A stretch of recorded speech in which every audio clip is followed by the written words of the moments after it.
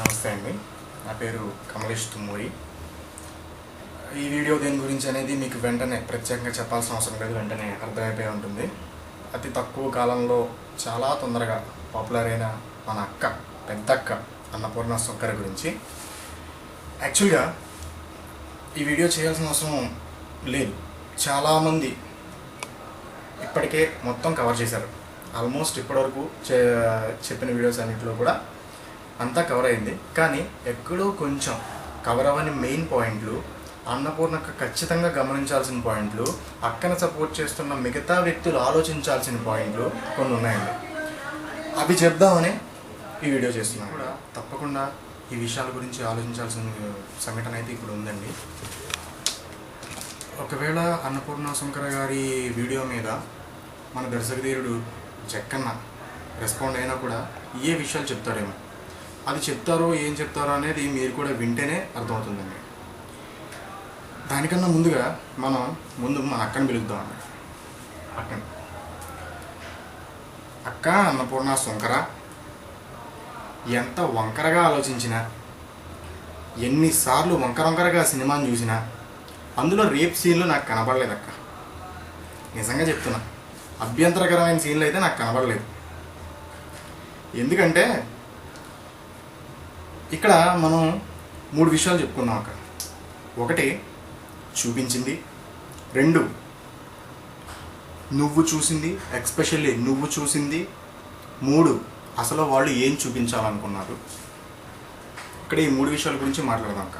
అండి అందరికీ, ఈ వీడియో అందరికీ అసలు వాళ్ళు ఏం చూపించారు, అసలు సినిమాల్లో ఏం చూపిస్తారు, ఏ సినిమాలో అయినా కూడా చూపించేది ఏంటంటే అందులో నుంచి మంచిని తీసుకోమని. కాదంటారా? క్రూరంగా అమానుషంగా ఉన్న సినిమాల నుంచి కూడా వాళ్ళు మనకి చెప్పాలనుకునేది ఏంటంటే బయట ప్రపంచం ఎలా ఉందిరా, నీకేం తెలుసు, ఇలా ఉందిరా బయట ప్రపంచం, చూసి నేర్చుకో. ఏంటి, చెడు కాదు బయటపడటం, చెడు నుంచి బయటపడటం. అలాగే అలా మాత్రం ఉండకరా, అలా చెడుగా తయారవ్వకరా అని చెప్తారండి. కాదంటారా? ప్రతి సినిమా నుంచి మనం అందులో ఎలా ఉండకూడదు, ఎలా ఉండాలి అనేది మనం నేర్చుకోవట్లేదండి. ఇంతవరకు అలాంటి సినిమాలు ఏమైనా ఉన్నాయండి? మనం నేర్చుకోకుండా ఉన్న సినిమాలు ఏమైనా ఉన్నాయండి? ఇప్పుడు 2వ విషయానికి వద్దాం. అక్క, అసలు సినిమాల్ని ఎలా చూస్తున్నావు అక్క? నువ్వు ఏం చూసి ఏమి ఇమాజిన్ చేసుకుంటున్నావు అక్క? నువ్వు ఇంతకుముందు వేరే సినిమాలకి పెట్టిన రివ్యూలు, కామెంట్లు ఒకసారి నేను గుర్తు చేయను అక్క. సుకుమార్ గారు తీసిన సినిమాలు చాలా బాగుంటాయి, ఆడవాళ్ళకి చాలా వాల్యూ ఇస్తారు అన్నీ పెట్టావు కదా. అఫ్కోర్స్ ఇస్తారు.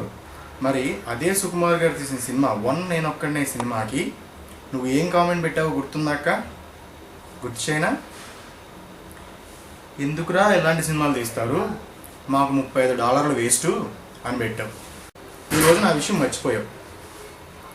అంటే ప్రయోగాలు చెయ్యండి మేము చూస్తాం అని చెప్పి నువ్వే చేసిన ఒక ప్రయోగాన్ని మెచ్చుకోలేకపోయావు.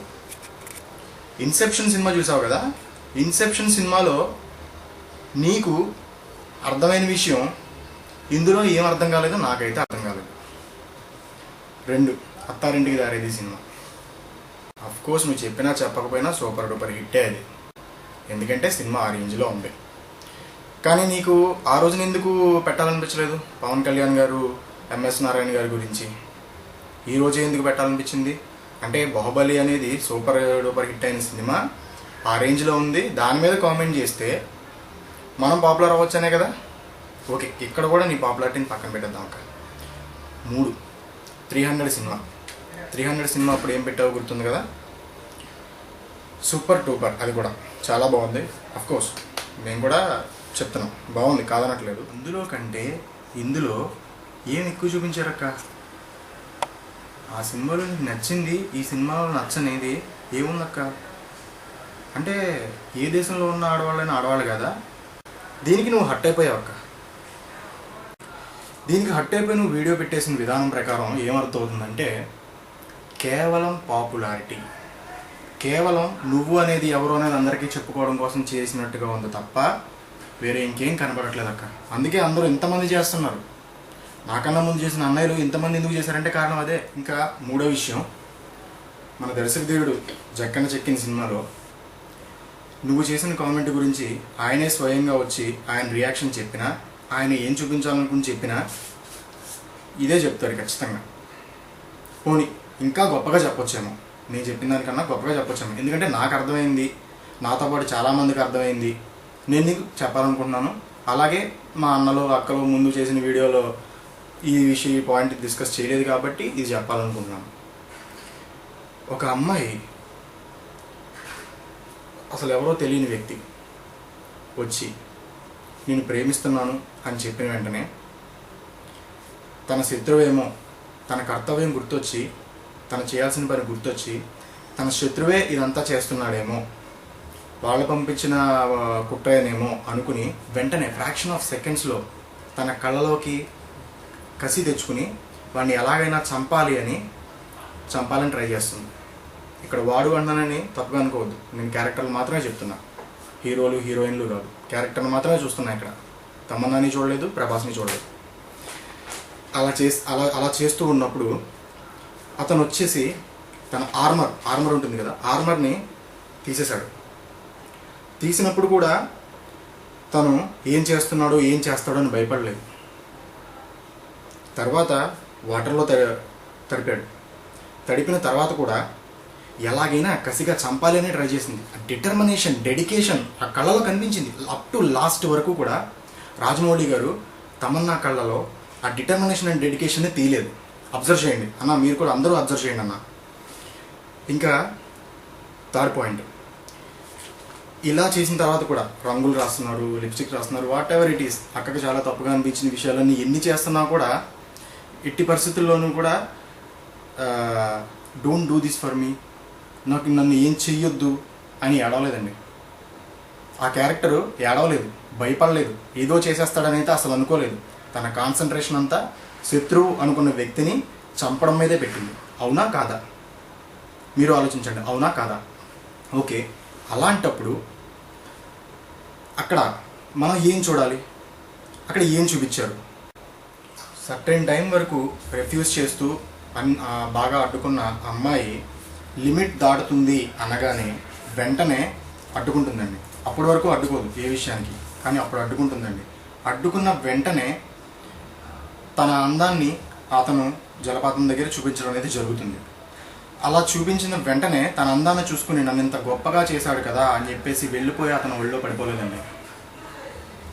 వెంటనే రాజమౌళి గారు ఏం చేశారంటే, వెంటనే ఆ మాస్క్ అనేది ఉంది కదా, ఆ మాస్క్ని చూపించి దీనికోసమే వచ్చాను, ఇది పట్టుకునే వచ్చాను అని చెప్పి ఆ అమ్మాయిని నమ్మించే ప్రయత్నం చేస్తారు. అఫ్కోర్స్ నమ్మింది.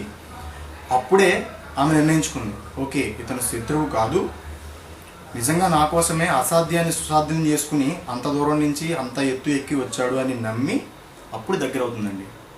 ఇది సినిమాలో నీకు నచ్చని విషయం ఏదైతే ఉందో దాన్ని నేను అర్థం చేసుకున్నది, చాలామంది జనాలు, నేను చాలామందితో చెక్ చేసుకున్నాను, అందరూ అర్థం చేసుకున్నది ఇదే. బట్ నువ్వు నీ ఇష్టం వచ్చినట్టు ఏదో ఊహించేసుకుని వీడియో చేసి పెట్టేస్తే ఇంతవరకు సినిమాలు చూస్తున్న వాళ్ళు మేమేమవ్వాలి? నువ్వు ఒక్కదానివే చూస్తున్నావా సినిమా? మేము చూడట్లే అంటే మాకు రాదా సినిమా చూడడం? మాకు గౌరవం లేదా? మా అక్కల మీద, మా చెల్లెళ్ళ మీద, లేకపోతే మా అమ్మ మీద మాకు గౌరవాలు ఉండవా? ఆడవాళ్ళంతా మన ఫ్యామిలీ మెంబర్స్ కాదా? కేవలం నీకు మాత్రమే వచ్చిందా? ఫస్ట్ సినిమాలా చూసుంటే నువ్వు ఇలాగ పాపులారిటీ కోసం ట్రై చేసి ఉండేదానివి కాదు. అవునా కాదా? సరే, నిన్ను తిట్టడము లేకపోతే ఏదో అనడము నా ఉద్దేశం అయితే కాదు. ఇక్కడతోటి ఈ టాపిక్ని పక్కన పెట్టేద్దాం. ఇప్పుడు నేను అడిగేయాలనుకున్న ఈ విషయం ఏంటంటే, ఈ క్వశ్చన్ అనేది ఏంటంటే, నీ సంగతి వదిలే, నీ వీడియోని సపోర్ట్ చేసేవాళ్ళు, నీ వీడియోని అంటే నువ్వన్న మాటలకు సపోర్ట్ చేయాలనుకున్న వాళ్ళు ఆలోచించాలి అనేదే నా ఈ క్వశ్చన్. ఇంతవరకు ఏ తెలుగు సినిమాలో చెయ్యొద్దు, నన్ను ఏం చేయొద్దు, నన్ను కాపాడండి అన్న క్యారెక్టర్లు కాకుండా ఎదురించి తను ముందుగా పెట్టుకున్న టార్గెట్ ఏదైతే ఉందో, చంపడం, ఎదుటి వ్యక్తి శత్రువుని చంపడం అనే టార్గెట్ పెట్టుకున్న ఆడపిల్ల నటించిన సినిమా, ఆడవాళ్ళు నటించిన సినిమా ఏదైతే ఉందో ఒక్కసారి ఆలోచించాక నువ్వే ఆలోచించు.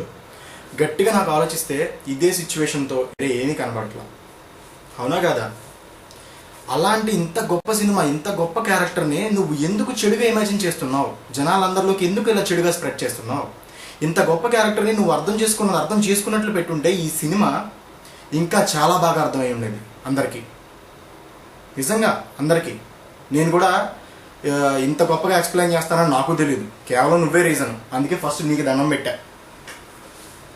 అర్థమైందా ఎందుకు నీకు దండం పెట్టానో? ఎంతమంది ఇంతలా మెచ్చుకుంటున్న సినిమాని నువ్వు ఇలా ఇమాజిన్ చేసుకున్నదే కాకుండా ఒక సినిమాలో కాదు, ప్రతి సినిమాలో అత్తారింటికి దారేదిలో 40 ఏళ్ళ పవన్ కళ్యాణ్ 60 ఏళ్ళ ఎంఎస్ నారాయణ గారిని ఎందుకు కొడతాడండి? ఛార్జ్ పెట్టి ఎందుకు కొడతారు? కోపం తెప్పిస్తే కొట్టేస్తారా? మీ ఇంట్లో ఎవరో చిన్నపిల్లలు అత్తారింటికి దారేదిలో పవన్ కళ్యాణ్ 40 ఏళ్ళ పవన్ కళ్యాణ్ 60 ఏళ్ళ ఎంఎస్ నారాయణని ఎందుకు కొడతాడండి? కొడతాడు ఏంటక్క? కొడతాడు ఏంటి అన్నపూర్ణ గారు? ఎవరైనా నీకు తెలుసా అసలు పవన్ కళ్యాణ్ అంటే ఆ పవన్ కళ్యాణ్ని ఫ్యాన్స్ ఎలా చూసుకుంటారో తెలుసా? దేవుడు, హీరో కాదు దేవుడిగా చూస్తారు. అలాంటి ఆయన పట్టుకుని ఏకవచనంలో ఎవడు అన్నావు. నీకు తిరిగి ఎవరో క్వశ్చన్ ఎందుకు చేయలేదు తెలుసా? వెంటనే ఫ్రాక్షన్ ఆఫ్ సెకండ్స్లో ఎందుకు కొడతారు, ఫస్ట్ కొడతాడు అని, తర్వాత ఎందుకు కొడతారు అని కవర్ చేసుకున్నావు. నువ్వు చేసిన తప్పు నువ్వే వెంటనే రిలీజ్ అయ్యావు. అందుకే ఇంతవరకు ఎవరో ఈ టాపిక్ అడగలేదు నిన్ను, లేకుంటే ఖచ్చితంగా అడిగేవాళ్ళు. ఎవరో గమనించట్లేదని అనుకోవద్దు. నువ్వు సినిమాలు చూసి నీ ఇష్టం వచ్చినట్టు ఊహించేసుకున్న తర్వాత నువ్వు చేసిన వీడియో ఎన్ని రకాలుగా చూస్తారనేది ఆలోచించు.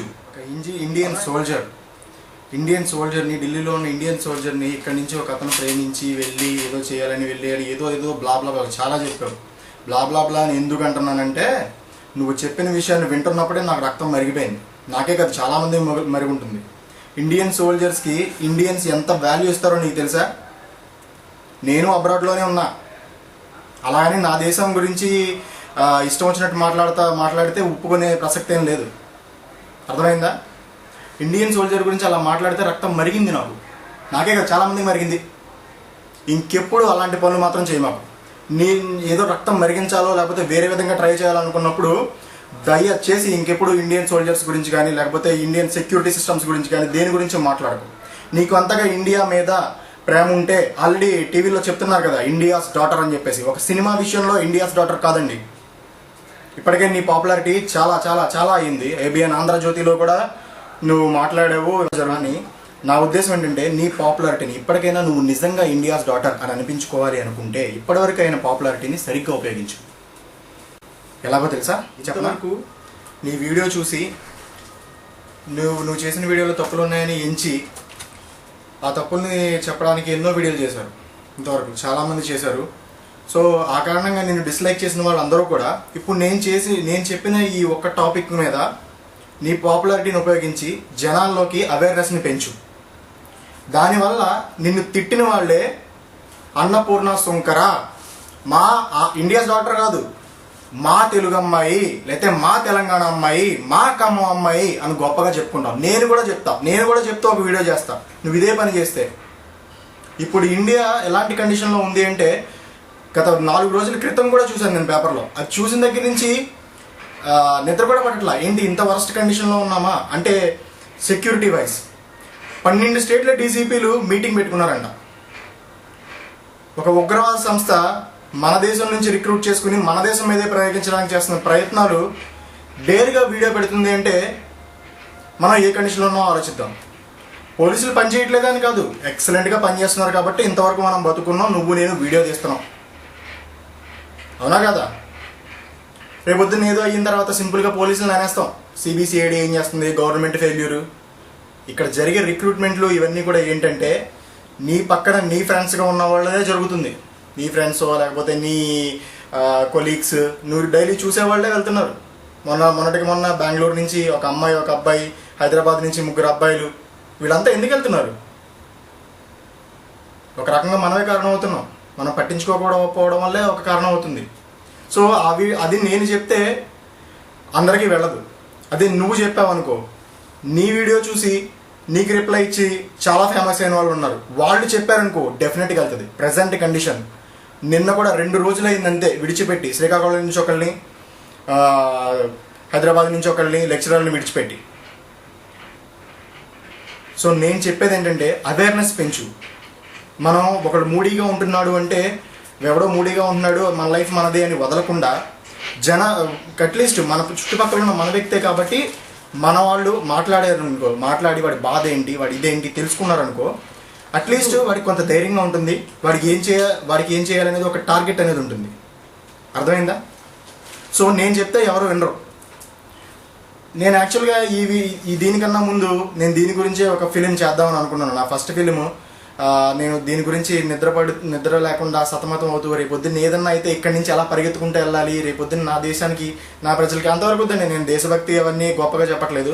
నేను చెప్పాలనుకునేది ఏంటంటే నా ఫ్యామిలీ గురించి నేను ఆలోచించుకుంటాను. అలాగే ఈ ప్రతి ఒక్కరు వాళ్ళ ఫ్యామిలీ గురించి వాళ్ళు ఆలోచించుకుని ఈ విషయంలో అవేర్నెస్గా ఉండాలనేది నా ఉద్దేశం.